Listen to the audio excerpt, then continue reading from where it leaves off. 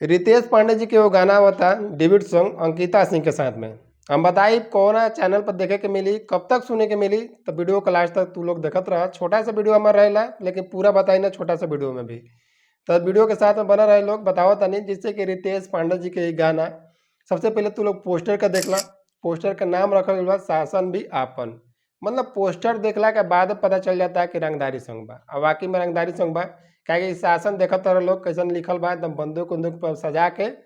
तो शासन भी आपन आवत था अंकिता सिंह के साथ में रितेश पांडे जी का गाना। तो हम बतावल चाहता नहीं कि गाना के लिखले बन लोग जो कि सूरज, और म्यूजिक दिले बन छोटू बंटी। और हम बता देवल चाहता नहीं कि गाना आवत आज सवेरे 13 तारीख है सारे गामा हम भोजपुरी चैनल से। हाँ, सवेरे सुबह 7 बजे 13 तारीख है सारे गामा हम भोजपुरी चैनल से रितेश भैया का गाना होता रंगदारी सॉन्ग।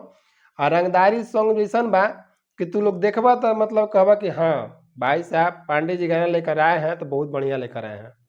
तो पांडे जी का गाना सुनिए लोग। लेकिन एक चीज़ बताओ तानी कि चैनल पर नया होकर लोग तू लोग तो सब्सक्राइब कर लिया लोग, पेज पर देखो तो फॉलो कर लिया लोग, ताकि ऐसा वीडियो तू लोग का कभी मिस ना होके। भोजपुरी में का होखे वाला बा सब चीज़ बताई, अपडेट लेकर आवत रह। बस तू लोग हमारा प्यार चाहिए। तू लोग इतना प्यार दे लोग, इतना प्यार दे लोग, मतलब कि एक पर एक तू लोग वीडियो देते रही। भोजपुरी इंडस्ट्री में एकदम घूम घूम के चक्कर लगा कर तू लोग के बताई कि गाना कब तक के करावता, भोजपुरी में का हो रहा बा, केकरा साथ कोची भइल बा, सब चीज़ बतावे के कोशिश कर। बस तू लोग के प्यार चाहिए। आ तू लोग भरपूर प्यार दे रहा बड़ा, लेकिन थोड़ा सा प्यार के कमी बा।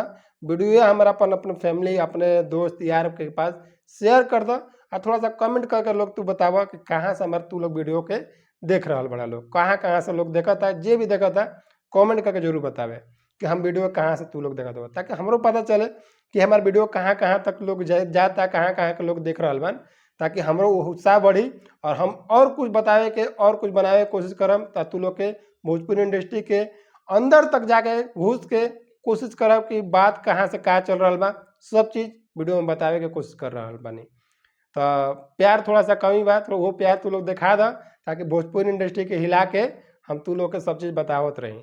तो चलिए मिला तनी किसी नेक्स्ट वीडियो के साथ में, तब तक ले जाई जा रहा सब के 13 तारीख कल आवत रितेश पांडे जी का गाना सुबह 7 बजे सारे गामा हम भोजपुरी चैनल से।